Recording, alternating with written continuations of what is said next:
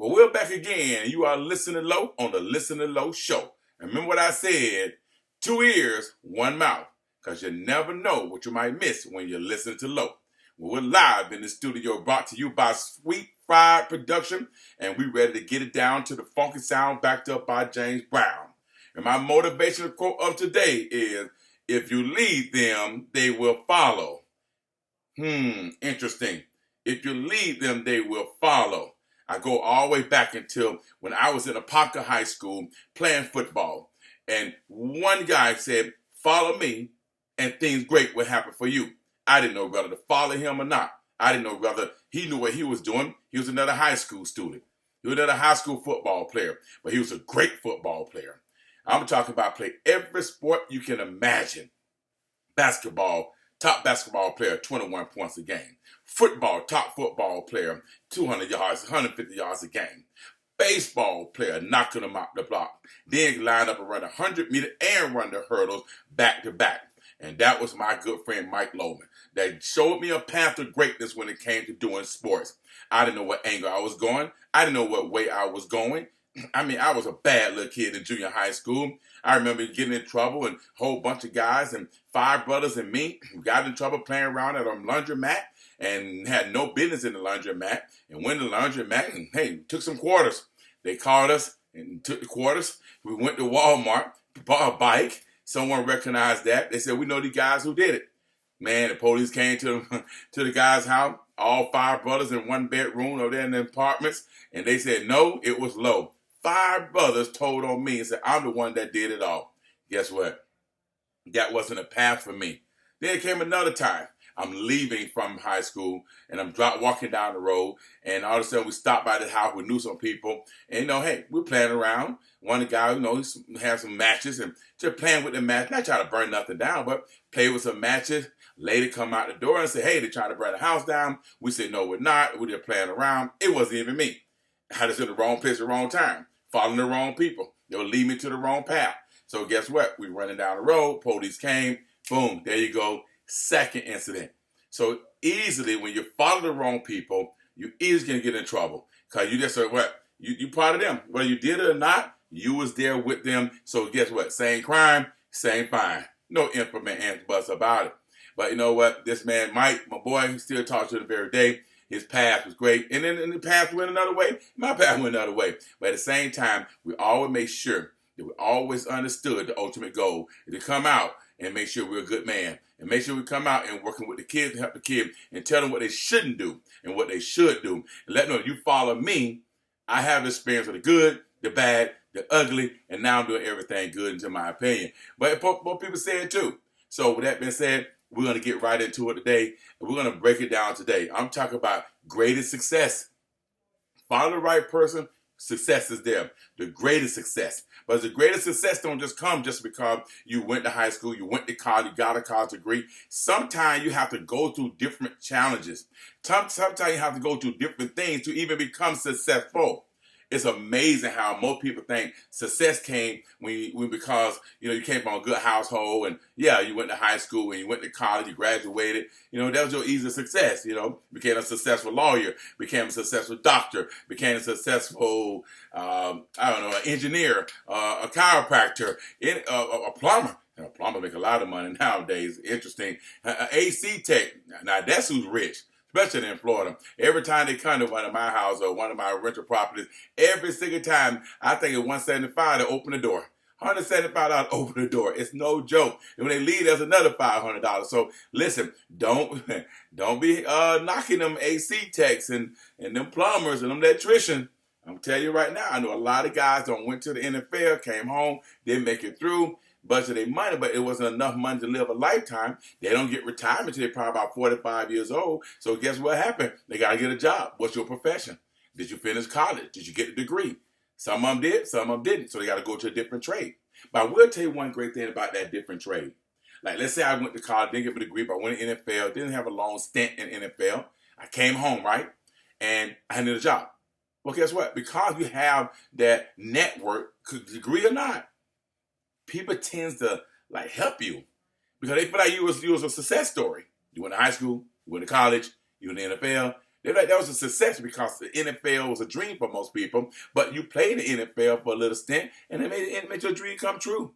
Now, you had a reality side of getting a degree, but at the same time, because you had the experience, that name, NFL, I'm telling you right now, people will help you. They will give you a job. So it works when you know how to use it. But sometimes you don't have the experience. So what you got to do now? Go back to work. And you know hard work because football and sports is hard work. I mean, you accomplish so many different things in football. It's amazing. And for soccer and track, because it's a lot of that is team sport. But when you're in a team sport, you deal with so many different things. Not just from dealing with a teammate, but the coach itself. The coaches, like a boss at a job, they have to run the team. They have to make sure everything done right. They have to be over 20, 30, 40, 100 different personalities. Being the life of a coach is hard. But if you follow that coach, at one point in time, you had a great career. Now, because how things is now, would come to coaches, would come to the change of the mindset of a football player that's entering the football field, the coaches have to have a different mindset. Because now what we talked about, these coaches are coming in saying that I have to win or I'm going to lose my job. The players will say, I got to get paid or I'm not going to your school. The coach will say, I got to pay you in order for them to come to my school. Nick Saban said it best. If you want to win, got to pay them. So, but at the same time, if you do pay them, you got to know, what are you going to do? How are you going to get them to follow you and your success? That's going to be the question. And what are you going to do to get them to follow you? Well, I'm going to tell you a quick story, right? And it's an amazing story that I looked up in the book. And everybody know Wendy's, right? The hamburgers at Wendy's and the Wendy's restaurants. Everyone know. And everybody heard the story. So many different crazy stories. I mean, I heard a lot of interesting things about the guy. But before all the negative came out or anything came out, the story of this man was very, very positive. I'm going to read something right quick to you guys. Before I read it, I want to get into something right quick. It said, anyone who welcomes like a child, like a little child, this on my behalf is welcoming me. But if you cause one of these little ones who trust in me to fall into sin, it would be better for you to have a large milestone tied around your neck and be drowned in the depths of the sea. So what it's telling us is don't even lead these kids the wrong way. If you lead these kids and who trust in me to fall into sin, it would be better for you just to have a large milestone tied around your neck and be drowned in the depths of the sea. That's what I mean by they follow you. And when they follow you because they're looking for some greatness. They're looking for success when they follow you. They're looking for answers. They're looking for guidance. They're not looking for a bad path. They're looking for a good path. Let me tell you what it says here. Here's what Christ is actually saying in this record. That was Matthew 18:5-6. Here's what Christ is actually saying. He's saying, what does it mean to let a little children come to Jesus and to not cause them to fall into sin? What does it mean? Let me suggest that it comes down to what kind of role model we are, especially to children. Are we setting a good example for them by how we live our faith and our lifestyle, choices, and our behavior, but publicly and privately? Ask your question, how you live in your life. It's amazing how a coach can go out there and coach the kids, and then as soon as he leave and go home, he beating his wife. It's amazing how a coach can coach a kid and right in the field, you cursing out his wife, his team mom. It's amazing how a coach can come out there and have a different type of characteristic with them, but then they go home and get on Facebook, they're a whole different person. It's crazy how a coach can sit there and do all these great things on the field and then never call the kid, never ask how the kid's doing, never check their grades, never see how their family's doing. How many coaches, that ask them to go home and say, I know every last one of my kids' name, instead of saying, hey, number 32. How many coaches can go and say, I know your mom and dad name, instead of saying, where's your mom? That is the process of leading them the right way, because you get to know them as who they are as a person, especially when it comes to little children. Who are they? What are their name? What they like? Lead them by knowing them. Oh, wow. That's huge right there. I just put in your life right there. put in their life, Lo. Lead them by knowing them. Man, that's a good one. Let me tell you something here. The late Dave Thomas, founded Wendy's Old Fashioned Hamburger in 1969, naming the chain after his daughter, Wendy. Thomas had left school in the 8th grade, and as a result of his upbringing and his inability to get the education he still dearly wanted, he developed two passions, focused on helping kids. This man right here didn't even finish school, but he had passion. You hear the word, his two passion, focus on helping kids. So if you don't have the passion, how you gonna help the kid? Some sports you get paid to work to help the kid. But even though you're getting paid, you still gotta have the passion. And for me, Coach Lowe for life, my passion comes before the money. I always was told if you have passion for the kid, the money will follow. The money will come after if you have the passion for the kid, passion for what you want to do, passion for coaching, passion for the sport. You gotta have the passion for it in order to make sure it works. That's how you win championships, by having a passion for what you do. Not just doing it because I want to live my life through my son or through other players. Not because, I don't want to say I'm the coach of the team. Not because I say, hey, yes, we won this game. We the big bad wolf, all that. That's not what passion is. That's bragging and boasting. Passion. What is passion? Passion equals greatness. And greatness brings success. Here's what it says. Check this out. One was his promotion of adoption since he was adopted. Now, this is Mr. Thomas from Wendy's. Thomas wasn't just making a nice suggestion that he wanted people to consider. He raised multi-millions of dollars to assist families who were willing to adopt but didn't have the money to afford the expenses that the adoption process entailed. Thomas' other passion was education. Every time he had the chance to grab a microphone before a room full of kids, he would not only encourage them, but tell them to stay in school. So there it is there. We talk about the passion for the sport and coaching, but now the other passion that he had was to make sure he educate. That's a big word right there. How do you educate a kid as a coach? Do you sit down with them on a Monday night before practice and study with them? Do you sit down and read a book with them? Do you have them read a book to you? Do you check their book bags and see what they got going through? See, in the high school, they have guidance counselors, teachers. But then in college, they have academic advisors, tutors set up for them. But why do we have to wait till college to get that? There's no way you can tell me that a football coach, youth football coach, will be with the kids more than the parents. Parents see them in the morning, drop them off, they don't see them no more all day because they're at school. They pick them up, or a friend pick them up, or coach pick them up, go to practice for another 2.5 hours. By the time they get in the car, 30 minutes home, shower, eat, extra homework, bed. It's over. Look at the time they're spending with their parent. That's life, though. Now you can do about it. That's a life of sports, life of a working parent. But as a coach itself, you can help that parent out easily. Easily you can help that parent out by, one, establishing a journey, establishing the way a kid should go. Think about it. If I meet him on Monday and we sit down as a team for 30 minutes, that's all it takes. 30 minutes to do mentorship, study, check their book bag, look at their homework, check their progress report. 30 minutes. Then go to practice. Tuesday, go to practice. Thursday, go to practice. Wednesday, that day, have an opportunity for them to go to with their parent, that extra work, that early day, relaxing with a kid. Friday, they enjoy a big night out with the family. Saturday's game time. So there's a system that we're establishing.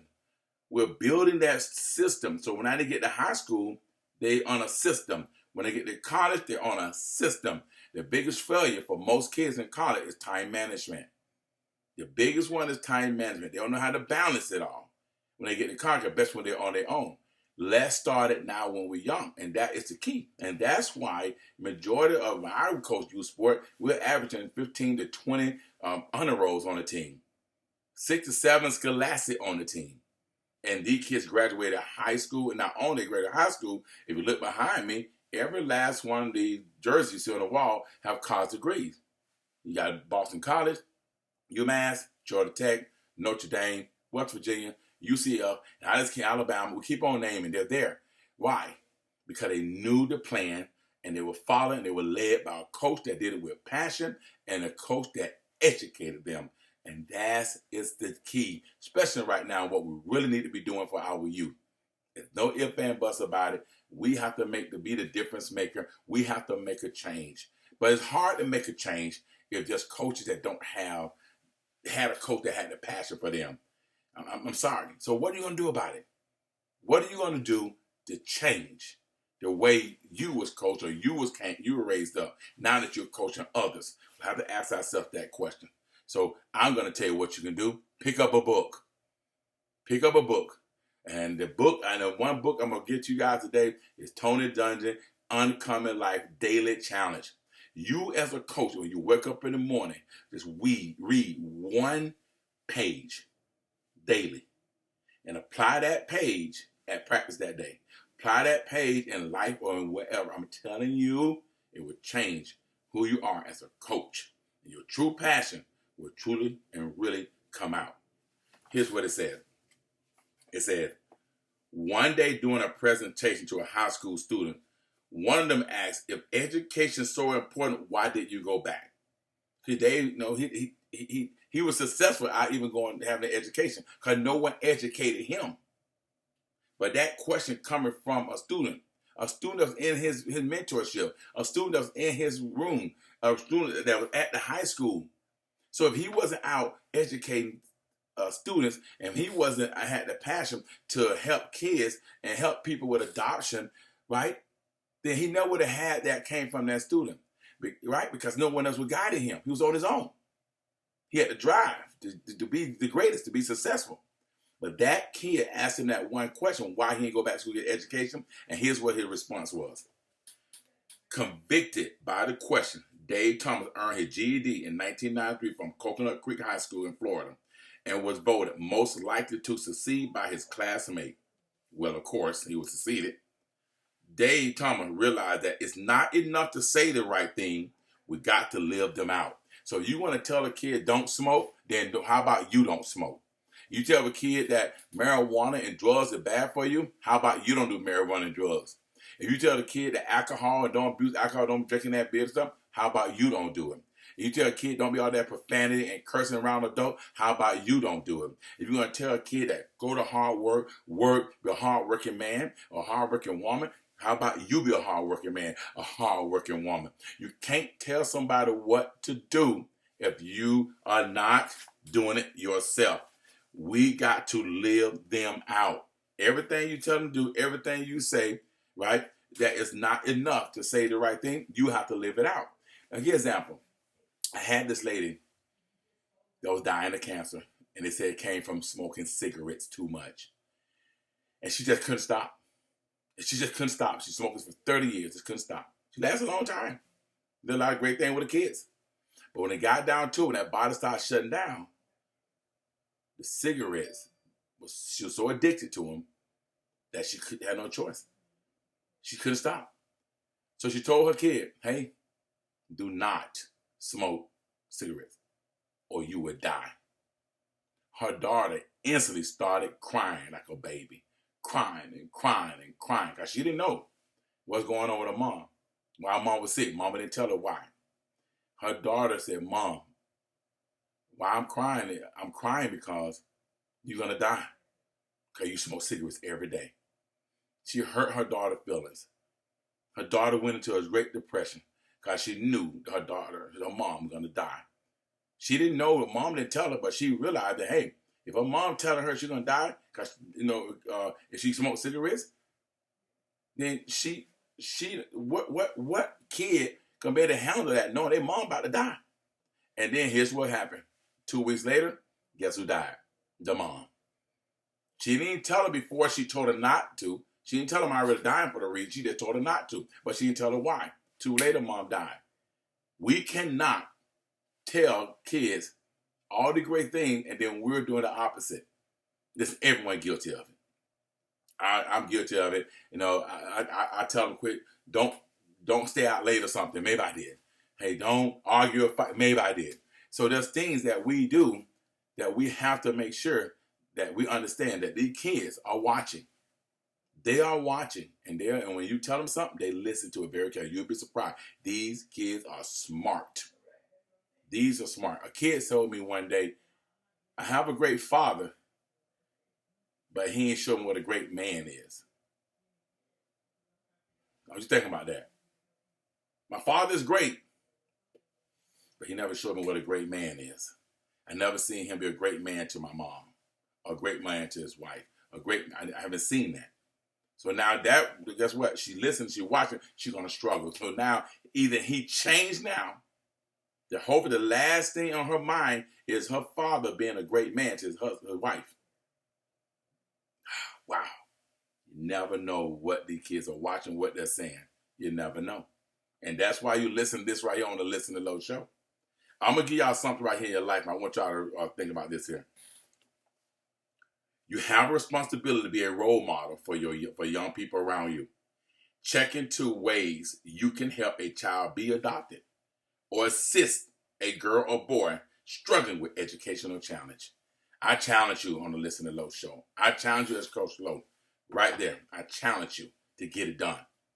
Because it's tough out there. I see in so many different things going on in this sports that's impacting the lives of young kids. Destroying lives of young kids. The ones that's being successful, that's doing great, everybody jump behind, everybody supporting, everybody on top of the game with them. Them are the ones that struggle the most. Not the ones you didn't play. Not the ones you didn't develop. Not the one you didn't push to be great. Not the one you didn't push to be a great man, a great husband, or a great father. I'm talking about the one that you pushed that's already an all-star. He struggled the most. She struggled the most. Because when times get tough, they don't know how to take it on the chin like the rest of us. They don't know how to deal with the change. Everybody's a victim of that. So you got to know how to be there when that all-star is not an all-star this time. How do you handle that? What are you going to do to support that now that they always was a star and you never challenge them when times will get tough? I'm struggling with that myself. I'm trying to like, what? This is the year where things are not so great. So how do you get behind and support? It's easy. It's easy. Make sure that your kid, your athlete is doing everything possible to be number one. Continue being number one. Because no one train or work hard to compete to be number two. And let them know, if you do everything possible to be number one, I got your back. If things change, things don't go well, and you wasn't rewarded, because there's no rewards on the bench. If you still on the bench, and you did everything right, from academic, respect, character, hard work, on time, extra work, first one on the court, first one on the field, last one off, help your teammate, cheering them on. If that is still going, and you still on the bench, I got your back. That's what we're supposed to be doing. If they're doing the opposite of trying to be the best and number one, because it take a lot to be number one, take a lot to be that starter. If they're doing the opposite, then you can't reward them. Gotta let them fall. Let them fall. Sometimes they have to fall. But you don't let them fall if they did everything to stand tall. If they stand tall, you don't let them fall. If they lay on the ground and they face down, let them stay down. If they lay on their back, they can look up, they can get up. And that's when you have their back. And that's the difference right there in greatest success of a coach that others going to follow. You're leading them through. I look at a lot of college games, and I'm watching how a lot of kids are playing, and some are getting in and some are not. And I see how the ties and everything have changed. And a lot of time it's changing because the way they got to the school, it really wasn't for the passion of the coach. A lot of times it's the money. We can't let the money control us. We got to control the money. That is a difference than a Clemson not winning anymore because they keep it passion before the money. That's a difference from a Nick Saban decide not to coach because his passion before the money. The money can ruin everything. But if you put the passion for the money, and all said and done, somebody's going to talk about you in a way that you never thought. But you put the money for the passion, they're going to talk about you when you lose bad. When you did all these great things, you still lose. You're still not a winner. It's tough. They get the change. Jimbo Fisher. Think about it. I'm just throwing that out there. And that goes for every sport. These coaches are there to win, to feed their family, and keep their job. It used to be a time where they know they can be there 6, 7 years, 8 years, no matter what. Now, it don't work that way anymore. So tell your athlete, do your part. Because if you don't do your part, that coach going to do their part by getting rid of you and bringing more in so they can win. Hard work equals fun. Hard work equals fun. But it ain't no fun in losing. Because when you lose, you lose. You lose money. You lose jobs. And nobody wants to have a loser running their program or running their ship. So make sure we're building winners. We're building leaders. And the kids doing everything they're supposed to do to make sure they're getting recognized on the field and off the field.